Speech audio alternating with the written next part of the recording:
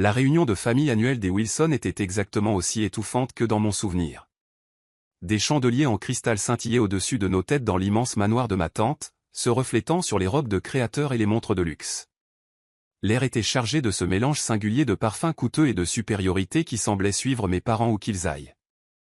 Je me tenais dans un coin, observant mes cousins rivaliser d'attention en racontant leur dernière réussite. Ma simple robe noire, soigneusement choisie pour m'aider à me fondre dans le décor, faisait office d'armure contre leur jugement. La voix d'Olivia, la fille de ma tante Patricia, perça le brouhaha. Je ne t'avais presque pas vu. Toujours secrétaire, ma chère? Je pris une petite gorgée de champagne, dissimulant mon sourire derrière la flûte. Assistante administrative, pour être exact. Oh, dit-elle en haussant un sourcil parfaitement épilé. Toujours dans cette petite boîte de conseil? Comment s'appelle-t-elle, déjà? Summit Solutions, répondis-je calmement. Mon cousin Ethan, fraîchement promu associé dans le cabinet d'avocat de son père, ne put résister à l'envie de s'en mêler. Allez, Liv, je pourrais te trouver un vrai boulot. Quelque chose avec un véritable potentiel de carrière. Je pensais à la pile de contrats qui attendait ma signature à mon bureau. Mon vrai bureau, pas la couverture que j'entretenais soigneusement aux yeux du monde. Je suis heureuse où je suis, merci. Heureuse? Le rire de ma tante Patricia aurait pu briser le verre. Ma chérie, tu gâches ton potentiel. Tes cousins sont tous cadres supérieurs, associés, de vrais gens d'affaires, et toi, tu te contentes de pousser de la paperasse pour quelqu'un d'autre. Si seulement ils savaient que quelqu'un d'autre, c'était moi. L'histoire de la façon dont j'ai bâti mon empire en secret a commencé il y a 10 ans, dans cette même maison. Je sortais fraîchement d'une école de commerce, armé d'un MBA et d'une idée révolutionnaire pour restructurer les entreprises en difficulté. J'avais passé des mois à perfectionner ma présentation, convaincu que le vaste réseau d'affaires de ma famille m'aiderait à lancer ma carrière. Au lieu de cela, ils avaient ri. Du conseil, avait raillé mon oncle Robert. Laisse ça au grand cabinet, ma fille. Rejoins l'entreprise familiale. Commence au service du courrier. Gravis les échelons comme tout le monde. Tout le monde, signifiait mes cousins masculins, bien sûr. L'idée du succès chez les Wilson était strictement définie et rigoureusement contrôlée. Ils avaient bâti leur fortune grâce à un réseau d'entreprises, chacune dirigée par un héritier mâle soigneusement choisi. On attendait des femmes qu'elles fassent un beau mariage ou qu'elles occupent des postes subalternes, rien de plus. Cette nuit-là, je pris 2 décisions qui allaient tout changer. Premièrement, je bâtirais ma propre entreprise sans leur aider à leur insu. Deuxièmement, je leur ferais regretter chaque mot méprisant. Summit Solutions vit le jour dans un bureau minuscule au-dessus d'un restaurant chinois. Mes économies couvraient à peine le loyer. Mais j'avais quelque chose de plus précieux que l'argent, je comprenais comment les entreprises fonctionnaient, comment elles échouaient et, surtout, comment les redresser. Mon premier client fut une petite entreprise manufacturière au bord de la faillite. Le propriétaire avait été éconduit par tous les grands cabinets de conseil de la ville. Je passai 3 mois à restructurer leurs opérations, à rationaliser les processus et à négocier avec les créanciers. 6 mois plus tard, ils étaient à nouveau rentables. Le bouche-à-oreille fonctionna discrètement dans les milieux d'affaires au sujet de ce mystérieux cabinet de conseil capable de sauver les entreprises moribondes. J'embauchais avec soin, choisissant des gens qui partageaient ma vision et mon exigence de discrétion. Chaque employé signait des accords de confidentialité blindés. Mon nom n'apparaissait sur aucun document public. J'étais simplement la PDG. Tandis que Summit Solutions grandissait, je maintenais ma couverture d'employés subalternes. Je gardais le petit bureau au-dessus du restaurant, même lorsque nous nous installâmes dans un siège social élégant en centre-ville. Quand les membres de ma famille m'interrogeaient sur mon travail, je leur décrivais des tâches administratives banales, regardant leurs yeux s'embuer d'ennui. La tromperie n'était pas seulement une question de fierté. C'était une stratégie. L'empire commercial de la famille Wilson s'était construit sur l'acquisition d'entreprises en difficulté à des prix dérisoires. La spécialité de mon cabinet était de sauver ces mêmes entreprises avant qu'elles ne deviennent vulnérables aux OPA hostiles. Nous travaillions dans l'ombre, déjouant discrètement les pratiques prédatrices de ma famille tout en bâtissant notre propre succès. Aujourd'hui, 10 ans plus tard, Summit Solutions était l'un des cabinets de conseil les plus influents du secteur. Nous avions des bureaux dans 12 villes, une liste de clients incluant des entreprises du Fortune 500, et la réputation de transformer les échecs commerciaux en succès. Et aucun de mes parents au sourire narquois n'en avait la moindre idée. Encore un peu de champagne, ma chère? La voix de ma tante Patricia me tira de mes pensées. Quoique tu devrais peut-être t'en tenir à l'eau. J'imagine que ton salaire ne te laisse pas beaucoup de marge pour les goûts de luxe. J'acceptai le champagne avec un sourire poli. Merci, tante Patricia. Comment se passe la nouvelle acquisition de l'oncle Robert? Williams Manufacturing, n'est-ce pas? Son sourire flancha légèrement. Il y a eu quelques complications. Rien que Robert ne puisse gérer, bien sûr. Ce qu'elle ignorait, c'est que ces complications étaient mon œuvre. Williams Manufacturing avait été la cible d'une tentative d'OPA hostile de la part de mon oncle. Ils avaient contacté Summit Solutions 3 mois plus tôt, désespérés. Aujourd'hui, ils mettaient en œuvre notre plan de restructuration, le cours de leurs actions remontait et la tentative de prise de contrôle de mon oncle tombait à l'eau. J'ai entendu dire qu'ils avaient engagé un cabinet de conseil, ajouta mon cousin Ethan, probablement pour jeter l'argent par les fenêtres. Ces consultants sont tous les mêmes. De grandes promesses, aucun résultat. Je dissimulai un autre sourire. Les honoraires de Summit Solutions pour sauver Williams Manufacturing dépassaient ce qu'Ethan gagnerait en 5 ans dans le cabinet de son père. Oh! Quel cabinet? Summit quelque chose, dit-il d'un geste dédaigneux. Personne d'important. Papa dit que leur PDG refuse même de se montrer. Sûrement un gosse de riche qui joue à la marchande. Mon téléphone vibra dans ma pochette. Un message de ma véritable assistante. Réunion d'urgence demain. 9 heures. Représentant de Wilson Venture demande discussion fusion concernant Williams Manufacturing. Réponse urgente requise. Je lus le message 2 fois. La révélation s'imposa à moi. Ils admettaient enfin leur défaite avec Williams Manufacturing. Après avoir échoué à acquérir l'entreprise, ils cherchaient maintenant une fusion, ce qui nécessiterait l'approbation du cabinet de conseil de Williams. Mon cabinet. Demain matin, ma famille entrerait dans une réunion en s'attendant à forcer la main pour obtenir une fusion. Au lieu de cela, ils se retrouveraient face à la secrétaire qu'ils méprisaient depuis une décennie. Sauf que je n'apporterais pas le café. Je serais assise en bout de table. Tout va bien, ma chère, demanda tante Patricia, remarquant mon expression. Je terminai mon champagne et lui offris mon plus beau sourire. Parfaitement. En fait, je devrais rentrer. J'ai une réunion tôt demain. Oh, tu prends des notes pour quelqu'un d'important. Quelque chose comme ça, répondis-je, pensant déjà à ce que j'allais porter. Exactement quelque chose comme ça. Le lendemain matin, je me tenais dans mon ascenseur privé, montant vers l'étage de la direction de Summit Solutions. Fini la simple robe noire de la réunion de la veille.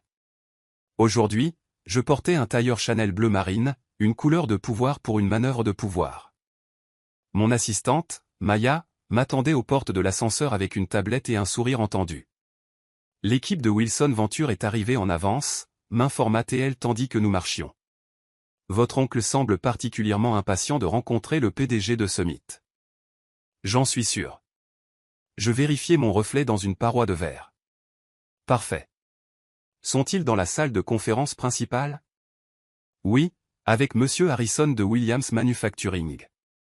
Les yeux de Maya pétillaient d'anticipation. Votre cousin Ethan est là aussi. Apparemment, il a insisté pour gérer personnellement les aspects juridiques.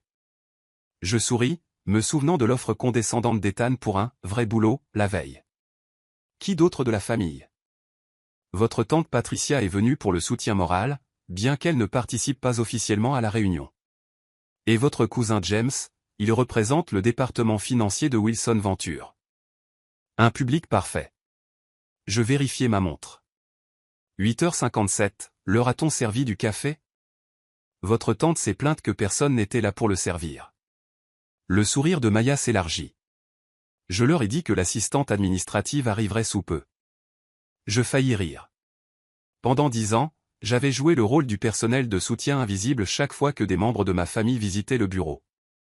Ils n'avaient jamais regardé de près la femme silencieuse qui apportait leur café ou prenait leur manteau. C'était la couverture parfaite. Donnez-moi 2 minutes, dis-je, puis apportez les contrats. Je pouvais entendre des voix à travers les lourdes portes de la salle de conférence. Le ton autoritaire de mon oncle, le rire aigu de ma tante Patricia, le commentaire suffisant d'Ethan. Prenant une profonde inspiration, je poussai les portes. La conversation s'arrêta net.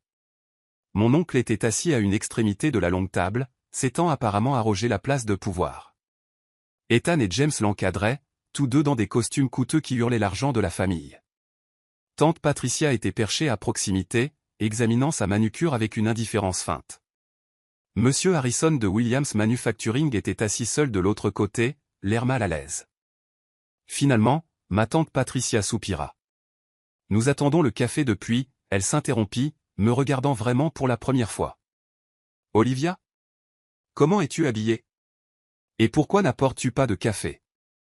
Je marchai calmement jusqu'au bout de la table, le siège faisant directement face à l'oncle Robert. Je ne sers plus le café, tante Patricia. En fait, je ne l'ai jamais vraiment fait. Qu'est-ce que cela signifie? Exigea mon oncle Robert.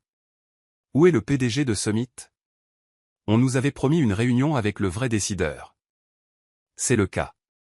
Je m'assis, savourant la confusion sur leur visage. Je suis la PDG de Summit Solutions. Je le suis depuis que j'ai fondé l'entreprise il y a 10 ans. Le silence qui suivit fut assourdissant. La bouche d'Ethan s'ouvrit et se ferma, tel un poisson hors de l'eau. James laissa tomber son stylo. Le sang-froid parfaitement entretenu de ma tante Patricia se fissura. Mon oncle Robert fut le premier à retrouver ses esprits, son visage s'empourprant. C'est absurde. Tu es secrétaire. Non, dis-je calmement. C'était une couverture. Une couverture très efficace, apparemment, puisqu'aucun de vous n'a jamais cherché à voir plus loin. Vous étiez tellement convaincu que je ne pouvais pas réussir que vous n'avez jamais remarqué que je l'avais déjà fait. Maya choisit ce moment pour entrer avec une pile de contrats. Elle les distribua efficacement, puis prit place derrière ma chaise. Ces documents, continuai-je, décrivent les conditions dans lesquelles Summit Solutions envisagera d'approuver la fusion entre Wilson Venture et Williams Manufacturing. Envisagera d'approuver, bafouilla Ethan. Tu n'es pas sérieuse. C'est une blague, n'est-ce pas? Une sorte de farce élaborée? Je sortis mon téléphone et projetai les derniers bilans financiers de Summit sur l'écran mural. Summit Solutions gère actuellement plus de 12 milliards de dollars d'actifs clients. Nous avons un taux de réussite de 94% en matière de restructuration d'entreprise, et notre approbation est requise pour toute modification majeure de la structure commerciale de Williams Manufacturing. Je souris à mes parents stupéfaits. Est-ce que ça ressemble à une blague, selon vous? C'est impossible, murmura tante Patricia. Tu n'es rien. Tu as toujours été rien. C'est exactement ce que vous étiez censé penser. Je me tournai vers monsieur Harrison. Voudriez-vous expliquer à ma famille pourquoi vous avez choisi Summit Solutions plutôt que l'offre initiale de Wilson Venture? Monsieur Harrison se redressa sur sa chaise. La réputation de Summit est inégalée. Lorsque Wilson Venture a tenté son OPA hostile, le plan de restructuration de Summit a sauvé notre entreprise. Nous avons augmenté nos bénéfices de 47% depuis la mise en œuvre de leur stratégie. Le plan de restructuration? James avait l'air de pouvoir s'évanouir. Le plan qui a détruit notre tentative d'acquisition? C'était nous, entre autres. Je commençais à énumérer les dossiers sur mes doigts. Peterson Electronics, que vous avez tenté d'acquérir l'année dernière. Maritime Shipping, pour laquelle vous avez fait une offre trop basse le trimestre dernier. Le groupe Davison, qui s'est mystérieusement redressé juste avant que vous ne puissiez le racheter. Je me penchai en avant. Depuis 10 ans, je sape discrètement chaque tentative d'acquisition prédatrice que votre entreprise a faite. Le visage de l'oncle Robert avait pris une teinte violette alarmante. Tu as délibérément saboté l'entreprise familiale. Non, le corrigeai-je. J'ai bâti ma propre entreprise. Une entreprise qui aide les sociétés à survivre au lieu de les dévorer. Le fait que cela ait interféré avec vos plans n'était qu'un juste retour des choses. C'est ridicule, déclara Ethan en se levant. J'appelle nos avocats. Assieds-toi, Ethan. Ma voix avait une autorité qui le figea sur place. Tu devrais vraiment lire ces contrats devant toi. Ce que ton cabinet a passé des mois à essayer de sécuriser pour cette réunion. Je regardais la compréhension poindre sur son visage. C'est exact. Le plus gros client de ton cabinet cette année. C'était moi aussi. Maya s'avança avec un autre document. Ceci est un résumé de la position actuelle de Summit sur le marché et de ses actifs liquides. Vous remarquerez que nous sommes désormais en position d'acquérir une participation majoritaire dans Wilson Ventures si nous le souhaitons. La salle plongea dans le chaos. Tante Patricia était au bord de l'hyperventilation. James vérifiait frénétiquement les chiffres sur son téléphone. Ethan s'était effondré sur sa chaise, l'air sonné. « C'est du chantage », grogna mon oncle Robert. « Non, dis-je tranquillement. Ce sont les affaires. Le genre d'affaires que vous m'avez appris à ne jamais être capable de gérer. » Je me levai, lissant ma veste. « Vous avez jusqu'à 17 heures aujourd'hui pour examiner les conditions de la fusion. Elles sont très généreuses, compte tenu de notre position. Si vous refusez, Summit Solutions commencera à acheter des actions de Wilson Ventures sur le marché dès demain matin. » Je me dirigeai vers la porte, puis fis une pause. « Oh, et tante Patricia. Ce champagne que vous m'avez si gracieusement offert hier soir. Je possède le vignoble qui le produit. Je l'ai acheté l'année dernière.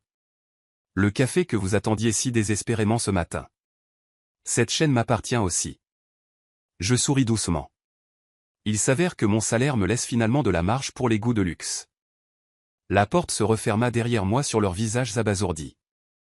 Dans mon bureau privé, je m'accordai enfin un moment pour digérer ce qui venait de se passer. 10 ans de tromperie soigneuse, à jouer la sous-performante invisible, avaient conduit à cet instant. Maya apparut avec une vraie tasse de café, mon mélange préféré, provenant de ma propre chaîne. Le jeu en valait-il la chandelle? Je repensais à toutes les fois où j'avais servi le café dans ce même bureau, regardant ma famille m'ignorer, me sous-estimer, me considérer comme rien de plus qu'une secrétaire. Chaque seconde. Mon téléphone vibra. Les messages affluaient déjà des membres de la famille qui avaient dû entendre parler de la réunion. Je le mis en sourdine sans regarder. Ils auraient tout le temps de digérer leur nouvelle réalité. Pour l'instant, j'avais un empire à diriger. Et pour la première fois en 10 ans, je pouvais enfin le faire sans cacher qui j'étais vraiment. Les 48 heures suivantes furent exactement ce à quoi on peut s'attendre lorsqu'une famille bâtie sur le pouvoir et les apparences découvre soudainement qu'elle n'est plus au sommet de la chaîne alimentaire. Les messages commencèrent à pleuvoir presque immédiatement après la réunion. « Tante Patricia, ma chérie, discutons autour d'un déjeuner. Tu as toujours été ma nièce préférée. Ethan, allez, Liv. On plaisantait, c'est tout. Les familles doivent se serrer les coudes. James, tu ne peux pas nous faire ça. Nous sommes de la même famille. » Je les ignorais tous, me concentrant plutôt sur la rafale de mets provenant des membres du conseil d'administration de Wilson Ventures. Ils n'étaient pas stupides. Ils voyaient de quel côté le vent tournait. À midi, ils avaient programmé une réunion extraordinaire du conseil. À 15 heures, ils avaient voté pour accepter les conditions de fusion de Summit. Mon oncle Robert, comme on pouvait s'y attendre, ne s'avoua pas vaincu si facilement.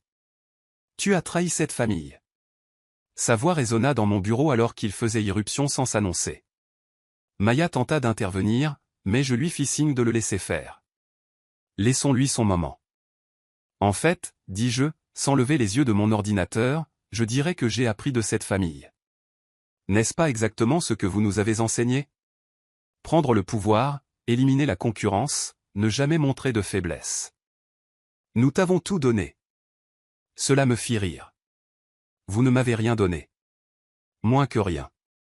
Vous m'avez appris que je ne serais jamais assez bien, que ma seule valeur était de soutenir les hommes de la famille. Alors j'ai bâti quelque chose de mieux. En trompant tout le monde pendant une décennie. En vous laissant vous tromper vous-même. Je levai enfin les yeux vers lui. Vous avez vu exactement ce que vous vous attendiez à voir, une femme silencieuse, sans ambition, qui connaissait sa place. C'était votre erreur, pas la mienne. La combativité sembla soudain le quitter. Il s'effondra dans l'un de mes fauteuils visiteurs, l'air plus vieux que je ne l'avais jamais vu. Pourquoi te révéler maintenant? Tu aurais pu continuer à opérer en secret. Parce qu'il était temps. Je fermai mon ordinateur portable. Williams Manufacturing n'est pas la seule entreprise que vous essayez d'acquérir. Il y a Thomson Electronics, Maritime Solutions, et au moins 3 autres. Des entreprises avec des gens compétents, des produits solides, qui ont juste besoin d'aide pour se restructurer. Je suis fatigué de vous regarder les détruire. Ce sont les affaires, protesta-t-il faiblement. Non, c'est de la cupidité. Et ça s'arrête maintenant. Je lui tendis un dossier. Voici les conditions finales de la fusion. Summit Solutions va acquérir une participation majoritaire dans Wilson Ventures. Nous allons restructurer l'entreprise pour nous concentrer sur la construction d'entreprises, pas sur leur démolition. Vous pouvez rester consultant si vous acceptez la nouvelle direction. Sinon, votre parachute doré est détaillé à la page 3. Il ouvrit le dossier avec des mains tremblantes. Tu as pensé à tout.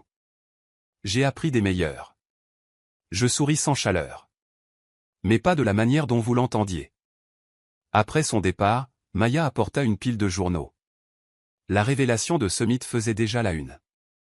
La PDG secrète se révèle, comment une femme a bâti un empire d'1 milliard de dollars en secret. La famille Wilson sous le choc. L'histoire du succès caché qu'ils n'ont jamais vu venir.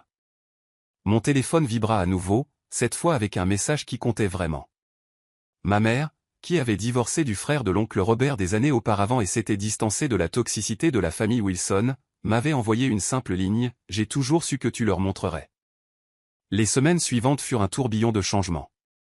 Le conseil d'administration de Wilson Ventures adopta avec enthousiasme la nouvelle direction de Summit. Le cours de leurs actions grimpa de 40% à l'annonce de la fusion. Les entreprises qui avaient craint le nom Wilson cherchaient maintenant des partenariats. La presse ne se lassait pas de l'histoire. Tante Patricia tenta de la présenter comme une touchante réussite familiale. Nous avons toujours su qu'Olivia avait du potentiel, déclara-t-elle à un journaliste. Cela prouve simplement que l'esprit d'entreprise des Wilson coule dans ses veines.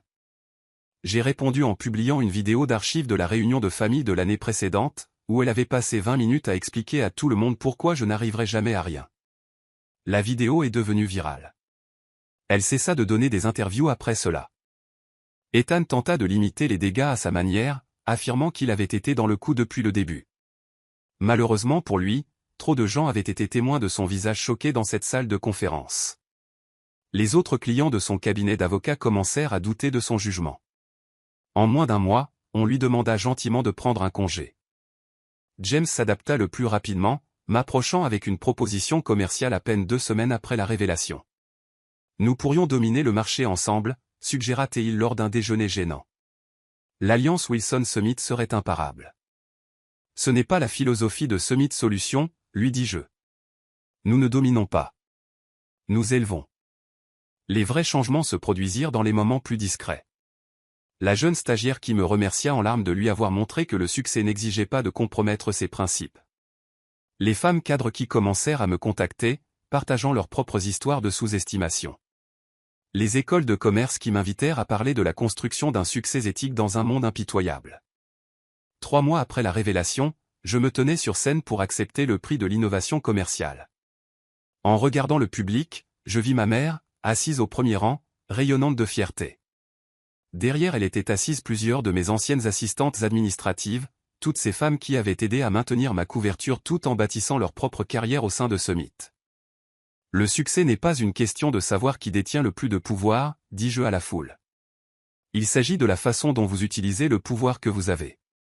Pendant 10 ans, j'ai joué un rôle qui a poussé les gens puissants à me sous-estimer. J'aurais pu me révéler plus tôt, mais j'ai choisi d'attendre que Summit Solutions soit assez forte pour créer un réel changement. Les applaudissements furent tonitruants, mais la vraie satisfaction vint plus tard dans la soirée. Je travaillais tard dans mon bureau lorsque Maya m'apporta une nouvelle intéressante. L'oncle Robert venait d'annoncer sa retraite. Sa lettre de démission comprenait un paragraphe inattendu. Ma nièce m'a appris que le véritable succès en affaires ne se mesure pas en acquisition ou en actifs, mais dans l'impact positif que nous créons. Je regrette qu'il ait fallu que je perde le contrôle de mon entreprise pour apprendre cette leçon. Je me penchai en arrière dans mon fauteuil, pensant à ce jeu de longue haleine que j'avais joué. 10 ans de planification minutieuse, à ravaler ma fierté et à jouer petit, avaient conduit à cet instant. Summit Solutions n'était pas seulement un succès, elle changeait la façon de faire des affaires. La prochaine réunion de famille serait certainement intéressante. Je prévois de l'organiser moi-même dans la salle de conférence principale de Summit. La même salle où j'avais servi le café d'innombrables fois, observant et attendant le moment parfait pour leur montrer qui j'étais vraiment. Maya frappa à ma porte. Votre rendez-vous de 16h est là. Le PDG de Thomson Electronics, l'entreprise que votre oncle essayait d'acquérir. Je souris. Faites-les entrer. Et Maya? Apportez du café pour tout le monde. Le bon, celui de notre chaîne. Alors que je me levais pour accueillir mes visiteurs, je surpris mon reflet dans la vitre. Fini de se cacher. Fini de jouer petit. J'avais bâti quelque chose de remarquable, non pas malgré le mépris de ma famille, mais grâce à lui. Il m'avait appris que le pouvoir ne ressemble pas toujours à ce que les gens attendent. Parfois, il ressemble à une femme silencieuse dans une simple robe noire, servant le café et prenant des notes, tout en bâtissant un empire juste sous le nez de tout le monde. Les tabloïds ont appelé ça une vengeance. Les journaux économiques ont parlé de génie stratégique. Mais pour moi, c'était simplement la justice, servie une OPA hostile à la fois, avec un accompagnement de café parfaitement infusé. Et quelque part, dans un petit bureau au-dessus d'un restaurant chinois, mon bureau d'origine est toujours là. Je le garde comme un rappel que le succès ne porte pas toujours des griffes de luxe ou n'exige pas l'attention. Parfois, il travaille en silence, patiemment, construisant quelque chose d'extraordinaire pendant que le monde regarde ailleurs. C'est le vrai secret du succès. Non pas le pouvoir que l'on montre, mais celui que l'on construit quand personne ne regarde.